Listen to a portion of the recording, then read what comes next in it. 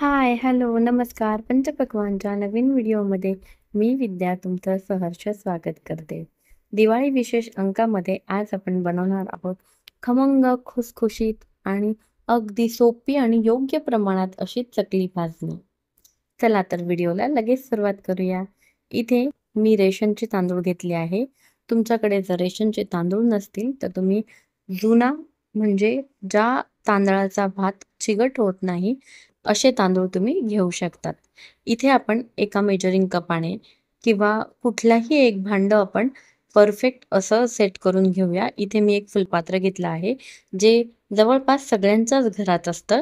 त्या फुलपात्राच्या मापाने आपण इथे हे तांदूळ मोजून घेणार आहोत. मी इथे 3 फुलपात्र इतके तांदूळ घेतले आहे. ते स्वच्छ 2-3 पाण्याने धुवून घेतले आणि आता हे धुतलेले तांदूळ आपल्याला फॅन खालीच वाळवायचे आहे. साधारण 5 ते 6 तास हे छान वाळवून घ्यायचे आहेत. आता हे तांदूळ वाळल्यानंतर अशा पद्धतीने हे वाळले गेले पाहिजे आणि हे तांदूळ आता वाळल्यानंतर आपण छान जाड बुडाच्या कढईमध्येच हे भाजायचे आहेत. लक्षात घ्या, आपल्याला पातळ कढई नाही घ्यायची आहे. जी जाड कढई असेल त्यातच आपल्याला ही भाजून घ्यायची आहेत. चकली भाजणीत आपण 2 पदार्थ असे वापरणार आहोत, जेणेकरून आपली चकली अगदी खुसखुशीत होते. ते म्हणजे डाळवं आणि फुटाणे. हे डाळवं म्हणजेच डाळ्या मी 1 फुलपात्र इतकं घेतलं आहे. प्रमाण अगदी परफेक्ट मोजूनच घ्यायचे आहेत आणि त्याच फुलपात्राच्या मापाने मी हे फुटाणे, काळे फुटाणे साल काढून घेतलेले आहेत आणि ते अर्धा फुलपात्र इतके फुटाणे आहेत. हे प्रमाण अगदी योग्य आणि अचूक आहेत. याच्या चकल्या अगदी छान खुसखुशीत होतात. आता हे डाळ्या आणि फुटाणे आपण हेही भाजून घेऊया. आता त्याच फुलपात्राच्या मापाने मी अर्ध फुलपात्र इतकी चण्याची डाळ म्हणजेच हरभऱ्याची डाळ घेतलेली आहे. हे प्रमाण आपल्याला ह्याच पद्धतीने ठेवायचं आहे. आता त्याच फुलपात्राच्या मापाने मी पाव वाटी इतकी मुगाची डाळ घेतलेली आहे आणि त्याच फुलपात्राच्या मापाने आपण पाव वाटी इतकीच सफेद उडदाची डाळ घेणार आहोत आणि हे सगळी जिन्नस आपल्याला छान बारीक गॅसवर खुसखुशीत असं भाजून घ्यायचं आहे. आणि इथे पोहे घेतलेले आहे. हे जाड पोहे आहेत आणि ते 1 फुलपात्र आहे. हेही आपल्याला छान भाजून घ्यायचे आहे. आणि आता आपल्याला पोह्याच्या चमच्याच्या मापाने इथे 4 चमचे इतके साबुदाणे घ्यायचे आहेत. प्रमाण हे ह्याच पद्धतीने असलं पाहिजे. 4 चमचे इतके साबुदाणे आपल्याला हेही छान खमंग असे भाजून घ्यायचे आहे बारीक गॅसवरती. आता त्याच पोह्याच्या चमच्याच्या मापाने मी इथे 2 चमचे अख्खे धणे घेतलेले आहे आणि हेही आपल्याला छान खमंग असे भाजून घ्यायचे आहेत.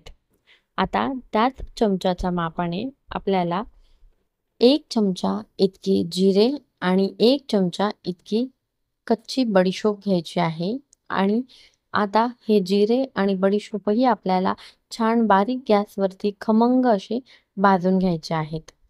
आता त्याच चमच्याच्या मापाने आपण इथे अर्धा चमचा इतकेच काळे मिरे घेणार आहोत आणि तेही आपल्याला छान भाजून घ्यायचे आहे.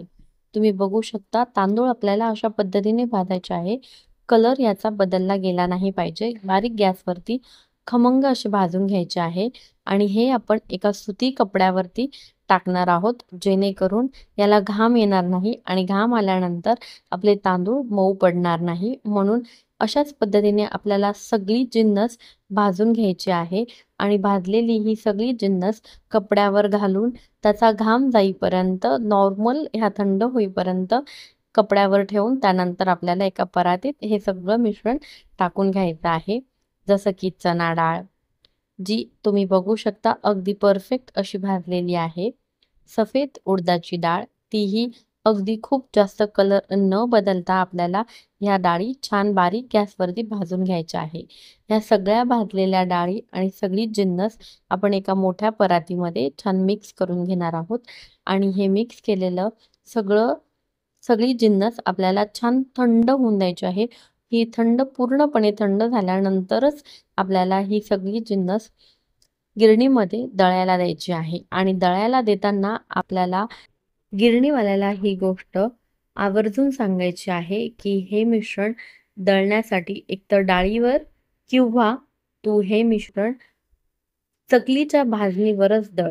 कारण की हे मिश्रण जर आपली भाजणी जर आपण गव्हावर किंवा बाजरीवर जर दळली तर ही मऊ पडते आणि त्याच्या चकल्या खराब होतात.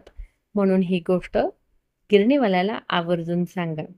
आता ही सगळी जिन्नस आपण छान पूर्णपणे थंड होऊन देणार आहोत आणि थंड झाल्यानंतर हे दळून आणायचे आहे आणि आपली भाजणी खमंग चकली भाजणी तयार होणार आहे. आणि या चकली भाजणीच्या चकल्या आपण पुढच्या व्हिडिओमध्ये बघूया. तुम्ही बघू शकता हे पीठ अगदी छान मऊ असं आपल्याला दळून आणायचं आहे. आशा करते तुम्हाला माझे व्हिडिओज आवडत असतील. जर आवडत असतील तर like, share with your friends and family आणि चॅनलवर जर नवीन असाल तर चॅनलला सबस्क्राईब करायला विसरू नका. स्वयंपाकघरात प्रेम असू द्या आणि तुमच्या यूट्यूबवर पंचपक्वान्न. पुन्हा भेटूया अशा चमचमीत व्हिडिओंसोबत. तोपर्यंत स्वतःची काळजी घ्या आणि चविष्ट राहा.